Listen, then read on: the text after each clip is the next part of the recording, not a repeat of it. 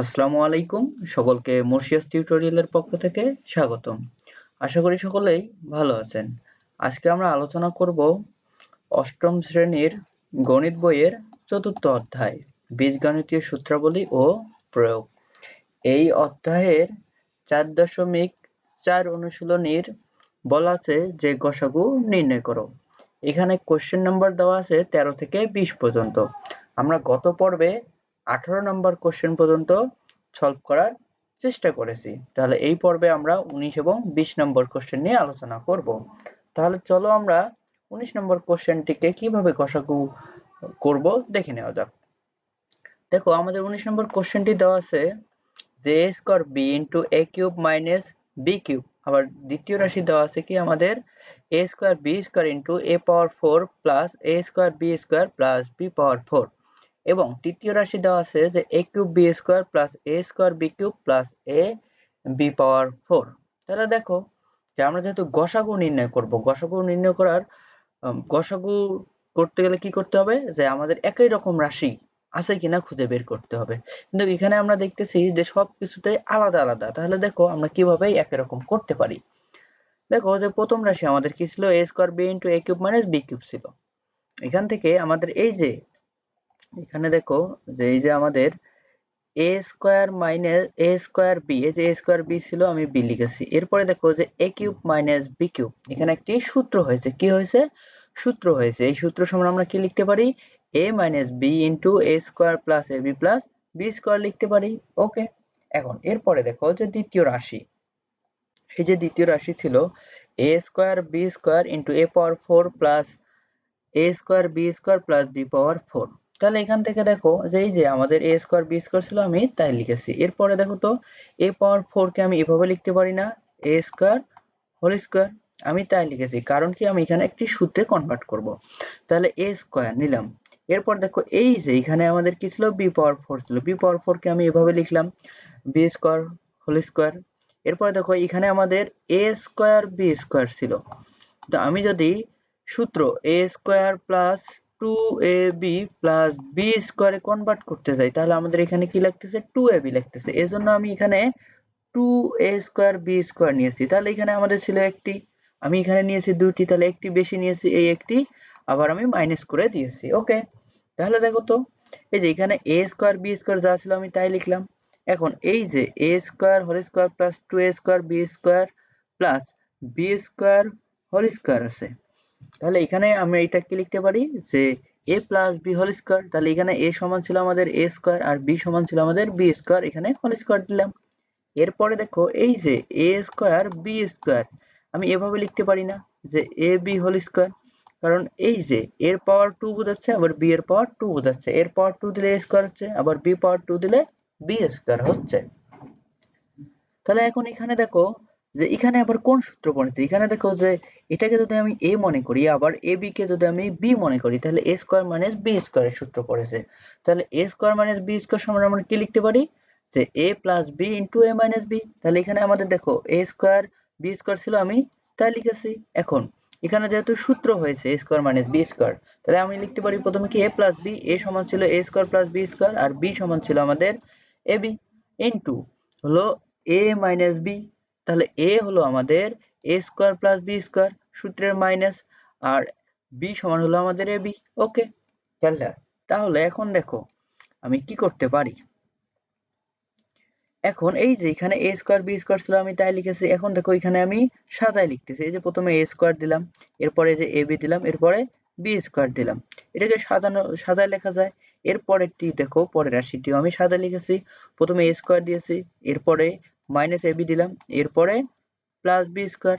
ওকে, এখন দেখো তৃতীয় রাশি, আমাদের তৃতীয় রাশিটি কি দেওয়া ছিল? তৃতীয় রাশি দেওয়া ছিল যে a cube b square plus a square b cube plus ab পাওয়ার 4। এখান থেকে দেখো যে ab স্কয়ার কমন নেওয়া যায়। তাহলে আমি কমন নিলে এখানে কি থাকতেছে? ab স্কয়ার কমন নিলে এখানে a স্কয়ার থাকতেছে। আবার দ্বিতীয় পদ থেকে যদি আবার আমি ab স্কয়ার কমন নেই তাহলে এখানে ab থাকতেছে। আবার তৃতীয় পদ থেকে যদি আবার আমি ab স্কয়ার কমন নিই তাহলে এখানে b স্কয়ার থাকতেছে। এখন আমরা কি করব? গসাগু নির্ণয় করব।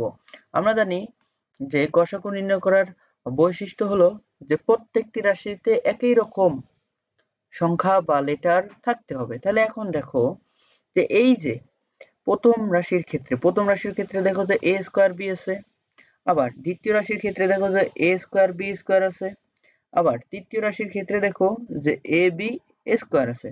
তাহলে এখন যদি আমি বলি যে কি কমন যায়, স্যার এই যে তিনটি রাশি থেকে ab কমন যায়, আমি ab নিলাম।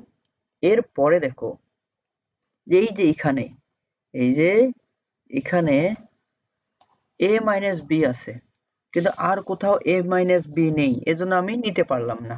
ঠিক আছে, এরপরে দেখো যে এই যে a square plus ab plus b square প্রথম রাশিতে আছে, আবার দেখো এই যে দ্বিতীয় রাশিতে a square plus ab plus b square, আবার তৃতীয় রাশিতে দেখো যে a square plus ab plus b square আছে। যেহেতু তিনটি রাশিতেই a square plus ab plus b square আছে, এজন্য আমি এটা নিতে পারি যে a স্কয়ার প্লাস ab। দেখো আর কোনোটি মিল যাচ্ছে না, এজন্য আমরা নিলাম না। তাহলে আমাদের এই যে 19 নম্বর কোশ্চেনটির গসাগু কি হবে, যে ab into a square plus ab plus b square, এটাই হলো অ্যান্সার। আশা করি সকলেই 19 নম্বর অঙ্কটি বুঝে গেছো। যদি বুঝে থাকো তাহলে চলো আমরা দেখি 20 নম্বর অঙ্কটি কিভাবে গসাগু নির্ণয় করা যায়। দেখো 20 নম্বর কোশ্চেনটি কি বলা আছে, যে a cube minus 3a square minus 10a, এটা হলো প্রথম রাশি দেওয়া আছে। আর দ্বিতীয় রাশি দেওয়া আছে কি, যে a cube plus 6a square plus 8a, এবং তৃতীয় রাশি দেওয়া আছে যে a power 4 minus 5a cube minus 14a square. তাহলে এখন দেখো তো এই যে প্রথম রাশি আমাদের যা ছিল আমি তাই লিখেছি a cube minus 3a square minus 10a। এখান থেকে দেখো যে a কমন যায়, a কমন নিলাম আমি এখানে, আমি এখান থেকে কমন নিলাম, a কমন নিলে এখানে কি থাকতেছে a স্কয়ার থাকতেছে। আবার এই যে মাইনাস 3a স্কয়ার থেকে যদি আমি a কমন নিই তাহলে এখানে মাইনাস 3a থাকতেছে। এরপরে দেখো এই যে 3 নম্বর পদটির এখান থেকে যদি আবার আমি a কমন নেই তাহলে কি থাকতেছে মাইনাস 10 থাকতেছে। ওকে, তাহলে এখন দেখো এই যে a square minus 3a plus minus 10, এই যে এখানে আমি এরকম করে বের করতে পারি না উৎপাদকের সাহায্যে। দেখো যে এই যে a স্কয়ারের সহগ হলো 1, আর এই যে কনস্ট্যান্ট মান ছিল মাইনাস 10, তাহলে এখান থেকে যদি আমি গুণ করি তাহলে কি হচ্ছে 1 আর 10 গুণ করলে 10 হচ্ছে। এই যে 10 কে এমন ভাবে আগে মৌলিক সংখ্যার সাহায্যে লসাগু বের করো, তাহলে 2 মৌলিক সংখ্যা দ্বারা ভাগ দিলে এখানে 5 পাচ্ছি। ওকে, তাহলে এই যে 5 পাইলাম আর 2 পাইলাম, এদের লসাগু সংখ্যা, এদেরকে এমন ভাবে গুণ করে যোগ বিয়োগ করতে হবে যেন মাঝের পদটি মিলে যায়। তাহলে আমাদের মাঝের পদটি কি ছিল, -3। তাহলে আমি দেখো তো এরকম লিখতে পারি না যে -5 প্লাস 2, তাহলে -5 থেকে +2 গেলে আমি কি পাচ্ছি, -3 পাচ্ছি। ওকে, তাহলে আমাদের কিন্তু মেন কন্ডিশন হলো এই যে মাঝের পদটি মিলানো। ওকে, মাঝের পদটি মিলাতে হবে। তাহলে এখানে a ছিল a দিলাম, এরপরে a স্কয়ার ছিল a স্কয়ার দিলাম। এরপরে এখানে দেখো এই যে -5 প্লাস 2a আমি কোনখান থেকে লিখলাম, আমি এই যে লসাগু বের করছিলাম মৌলিক সংখ্যার সাহায্যে এখান থেকে কিন্তু লিখেছি, দিলাম। এরপরে -10 ছিল -10 নিলাম। এখন দেখো এই যে a স্কয়ার মাইনাস 5 এই দুইটি পদ থেকে আমরা কমন নিব। তাহলে এখান থেকে কি কমন যায়, a কমন যায়, a কমন নিলে এখানে a থাকতেছে, আবার এখানে -5 থেকে a কমন নিলে 5 থাকতেছে। আবার এই দুইটি পদ থেকে আমি কমন নিব, কি কমন যায়, এখান থেকে 2 কমন যায়।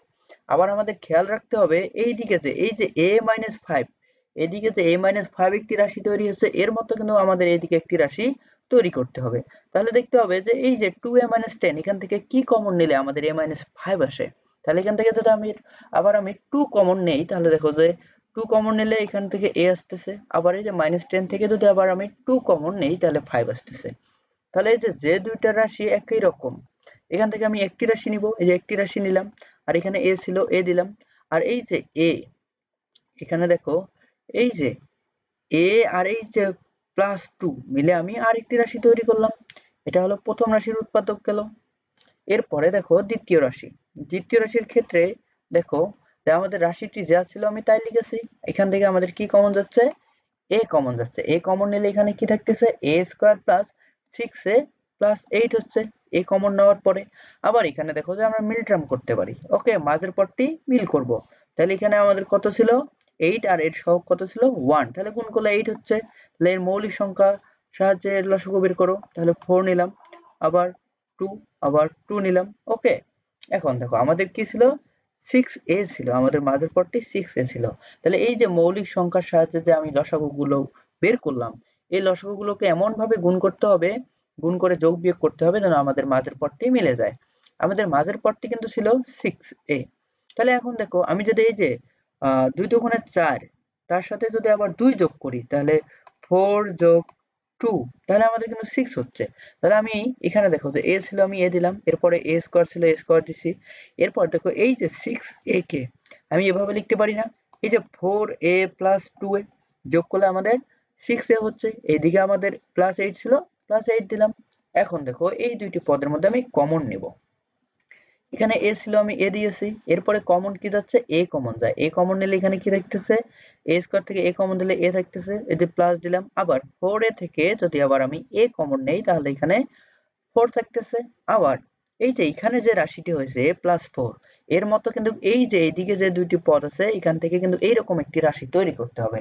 তাহলে আমাদের দেখতে হবে যে এই যে শেষ যে দুটি পদ আছে এখান থেকে কি কমন নিলে আমাদের a প্লাস 2 আসে। তাহলে এখান থেকে যদি আবার আমি 2 কমন নিই, দেখো 2 কমন নিলে এখানে a আসতেছে।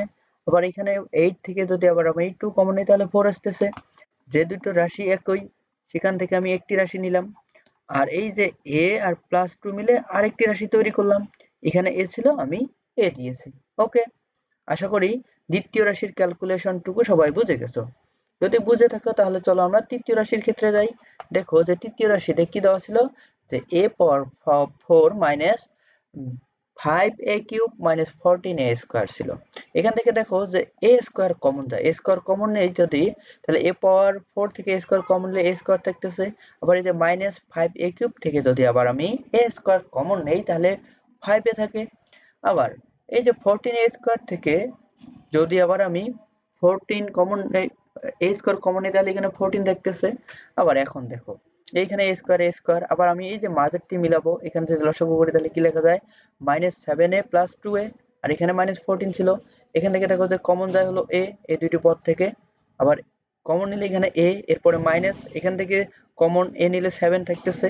আবার এই দুইটি রাশির মধ্যে কি কমন যায়, 2 কমন যায়, 2 কমন নিলে a - 7। ওকে, যে দুইটি রাশি একই সেখান থেকে আমি একটি নিলাম, আর এখানে a স্কয়ার ছিল a স্কয়ার দিলাম, আর এই যে a মাইনাস প্লাস 2 মিলে আরেকটি রাশি তৈরি করলাম। এখন আমরা গসাগু দেখব, যে গসাগু হলো প্রত্যেকটি রাশিতে যা আছে ওগুলো নিতে হয়। তাহলে এখন দেখো যে প্রথম রাশির মধ্যে a আছে, দ্বিতীয় রাশির মধ্যে আমাদের a আছে, এবং তৃতীয় রাশির মধ্যে আমাদের a স্কয়ার আছে। তাহলে এখান থেকে a কমন যায়। আবার দেখো যে তৃতীয় রাশিতে a প্লাস 2 আছে, আবার দেখো যে দ্বিতীয় রাশিতে a প্লাস 2 আছে, আবার প্রথম রাশিতে a প্লাস 2 আছে। তাহলে আমরা এখান থেকে a প্লাস 2 লিখতে পারি। আর কোনোটি মিল যাচ্ছে না, তাহলে আমাদের 20 নম্বর কোশ্চেনটির গসাগু কি, যে a ইন্টু a প্লাস 2। আশা করি সকলেই 20 নম্বর অঙ্কটি বুঝে গেছো। যদি আমাদের চ্যানেলের ভিডিওগুলো ভালো লেগে থাকে তাহলে লাইক, শেয়ার এবং সাবস্ক্রাইব করে চ্যানেলটির পাশে থাকুন।